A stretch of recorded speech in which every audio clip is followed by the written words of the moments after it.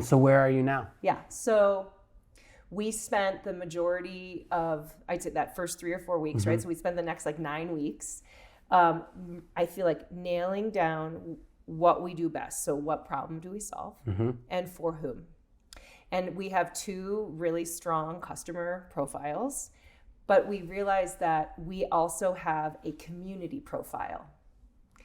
You could have this Linda or this, Rob, but if their community isn't also of a certain ilk, it's still not going to go. So we spent hours doing these long format interviews with our current customers to find out, because there's no common demographic or geographic or age group or whatever. Like it was like, I cannot, what's the correlation? Like what's happening?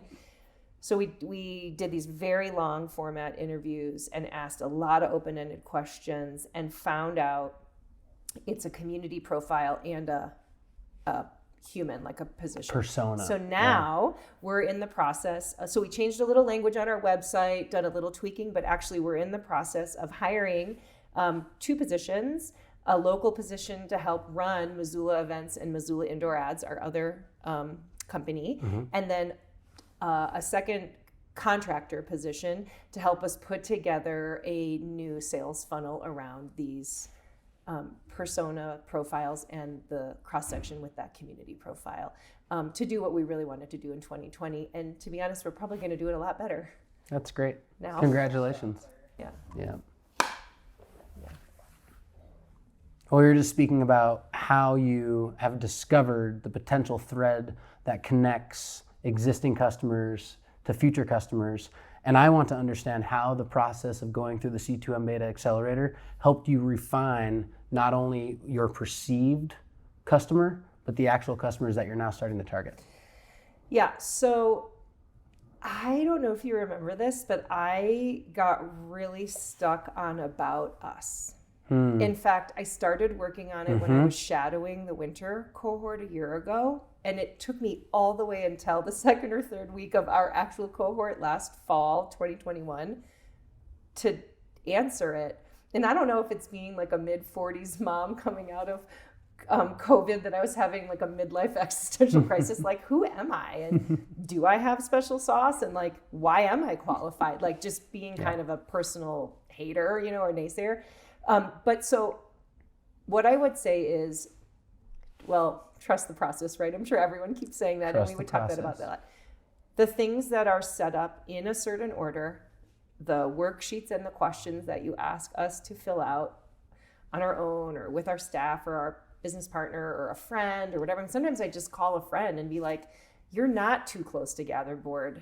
Can you talk these questions through with me? Because I'm too stuck in my head. And that was a little bit of the trouble of me having done it for 8 years already. Like I was too close to a lot of it instead of it being brand new. And I had too many answers and too many reasons why that's not going to work, type of thing. So having the process and the structure laid out, the order makes sense.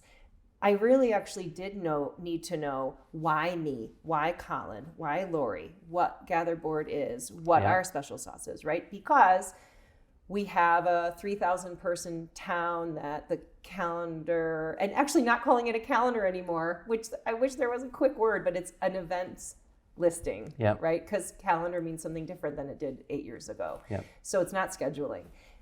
So we have a 3,000 person town that some of the elders of the town through their church have started. We have like a young, savvy, economic developed guy in a rural county in Montana. We have a woman doing music in Florida. We have a deaf group in British Columbia. That there's no demographic tie together, right? I needed to answer all of those worksheets and go through that and to be able to get to those long format interviews. To see the thread. And the thread is then this persona in a certain size town that's generally pretty friendly, that cares about, let's just say, public transportation or parks or infrastructure or wayfinding. So they're already investing in community building, which will be for economic development, obviously. They believe that small business is big business, right? They believe in their Main Street, in their small local business owners.